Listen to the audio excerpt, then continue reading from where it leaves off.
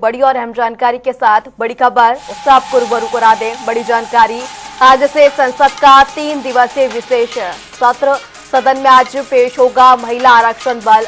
बता दें, सरकार सुबह 11 बजे संशोधन बिल पेश करेगी। कानून मंत्री मेघवाल पेश करेंगे ये विधेयक। 33% महिला आरक्षण बिल ये पेश होगा।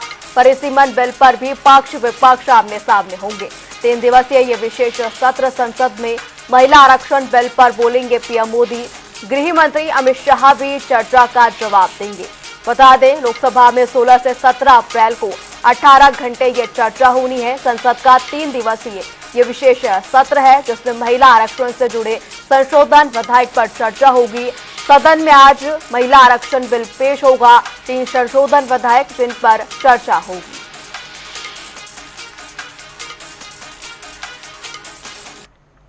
पश्चिम बंगाल सांसद 11, पार्टी सभी टीएमसी। उत्तर प्रदेश 7, सपा 5, भाजपा 1, अपना दल 1। Maharashtra 7, Congress 4, BJP 2, NCP SP 1। Madhya Pradesh 6, सभी BJP. Tamil Nadu 5, Congress 2, DMK 3। Bihar 5, JDU 1, RJD 1। Gujarat 4, BJP 3, Congress 3। Odisha 4, सभी BJP. Rajasthan 3, Congress 1, BJP 2। Karnataka 3, Congress 2, BJP 1। Chhattisgarh 3, Congress 1, BJP 2। Andhra Pradesh 3, BJP 1, YSR 1, TDP 1। Telangana 2, BJP 1, Congress 1। Delhi NCT 2, सभी BJP. Jharkhand 2, BJP 1, JM 1। Uttarakhand 1, BJP. Tripura 1, BJP. Punjab 1, Shiromani Akali Dal. Kerala 1, Congress. Himachal Pradesh BJP 1। Haryana 1, Congress. Assam 1, BJP. Dadar और नगर हवेली व दमन 1, बीजेपी। दोनों सदनों में महिलाओं की मौजूदगी। लोकसभा में मौजूदा कुल सदस्य 541, महिला सदस्य 74। कुल सदस्यों में भागीदारी 13.9%।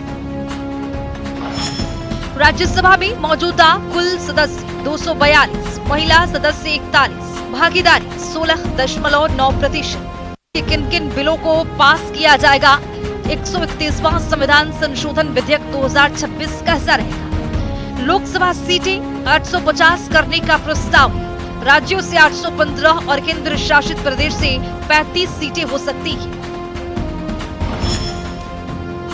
परिसीमन के लिए जनसंख्या की परिभाषा में बदलाव किया जाएगा ताकि 2011 की जनगणना को आधार बनाया जाएगा।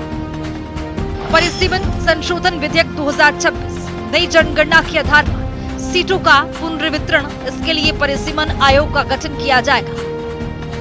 केंद्र शासित प्रदेश कानून संशोधन विधेयक 2026 ये विधेयक पुडुचेरी, दिल्ली और जम्मू कश्मीर के कानूनों में संशोधन करता है ताकि उन्हें संविधान के अनुच्छेद 334A के अनुरूप बनाया जा सके। इसके तहत पुडुचेरी में नामांकित सदस्यों की संख्या बढ़ाकर 5 करने का प्रस्ताव है, जिनमें से 2 महिलाएं होंगी। आर्टिकल 368 के तहत संविधान में संशोधन के लिए संसद के दोनों सदनों में विशेष बहुमत जरूरी होता है। कुल सदस्यों का बहुमत 50% से अधिक और उपस्थित और मतदान करने वाले सदस्यों का 2/3 बहुमत। लोकसभा की वर्तमान संख्या कुल 543 में से 540 है, 3 सीटें खाली हैं। यदि सभी सांसद उपस्थित होकर मतदान करते हैं तो कम से कम 360 सांसदों यानी 2/3 को इसके पक्ष में वोट देना होगा। वर्तमान में बीजेपी नेतृत्व वाले नेशनल डेमोक्रेटिक अलायंस एनडीए के पास 292 सांसद हैं। इंडिया विपक्ष के पास 233 सांसद हैं। 15 सांसद किसी गठबंधन के साथ नहीं है। उत्तर प्रदेश 80, दिल्ली 7 सीटें, महाराष्ट्र 48, जम्मू कश्मीर 5, पश्चिम बंगाल 42, उत्तराखंड 5, बिहार 40, हिमाचल प्रदेश 4, तमिलनाडु 39, त्रिपुरा 2, मध्य प्रदेश 29, मणिपुर 2, कर्नाटक 28, मेघालय 2, गुजरात 26, गोवा 2, राजस्थान 25, अरुणाचल प्रदेश 2, आंध्र प्रदेश 25, दादर नगर हवेली दमन और दीव 2, ओडिशा 21, मिजोरम 1, केरल 20, नागालैंड 1, तेलंगाना 17, सिक्किम 1, असम 14, अंडमान और निकोबार आइलैंड 1, झारखंड 14, चंडीगढ़ 1, पंजाब 13, लद्दाख 1, छत्तीसगढ़ 11, हरियाणा 10, पुडुचेरी 1, लक्षद्वीप 1। इसी खबर पर ज्यादा जानकारी के लिए हमारे संवाददाता स्पर्श सीधा हमारे साथ जुड़ चुके हैं। स्पर्श, 3 दिवसीय सत्र की आज से शुरुआत होगी। महिला आरक्षण कानून पर विशेष यहाँ पर अगर बात करें, संशोधन विधेयक पर चर्चा होनी है, क्या अपडेट? देखिए, आज से संसद के 3 दिवसीय विशेष सत्र की शुरुआत होने जा रही है। कुछ महत्वपूर्ण बिल है सरकार की तरफ से लाए जाने हैं, खासतौर पर जो महिला आरक्षण संशोधन विधेयक है उसकी बात करें या फिर परिसीमन विधेयक की बात करें, इनको लेकर जो है हंगामेदार स्थिति आज सदन के अंदर देखने को मिलती हुई नजर आ सकती है।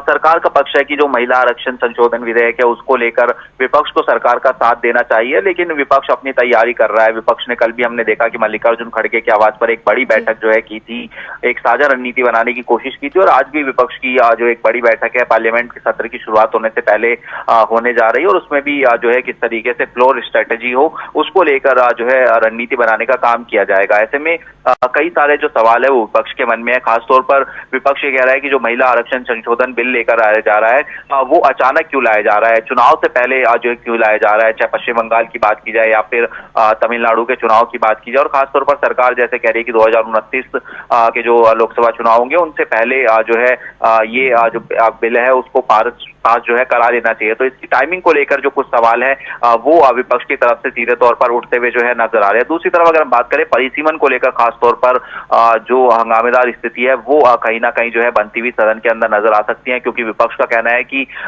जो उत्तर भारत के राज्य है, दक्षिण भारत के राज्य है, कहीं ना कहीं जो है एक बड़ा उलटफेर सीधे तौर पर देखने को मिलता हुआ जो है नजर आ सकता है, और इसलिए परिसीमन विधेयक का जो विरोध है वो सरकार की तरफ से देखने को मिलता हुआ नजर आएगा। तो देखने वाली बात रहेगी सरकार किस तरीके से दोनों विधेयक जो है पास कराती है, क्योंकि दोनों विधेयकों को पास कराने के लिए 2/3 जो बहुमत है वो सदन के अंदर आ चाहिए। तो किस तरीके से नंबर गेम होंगे ये देखने वाली बात रहेगी, लेकिन फिलहाल चाहे सत्ता पक्ष की बात की जाए या फिर विपक्ष की बात की जाए, दोनों अपनी तैयारी जो है करते हुए नजर आ रहे हैं। जिस पर आप बने रहिए, आपसे और भी जानकारी लेंगे। आपको लोगों को बता दें कि संसद का 3 दिवसीय विशेष सत्र आज से शुरू हो रहा है। महिला आरक्षण बिल पर पीएम मोदी भी अपना यहाँ पर संबोधन देंगे, साथ ही साथ गृह मंत्री अमित शाह भी चर्चा का जवाब देंगे।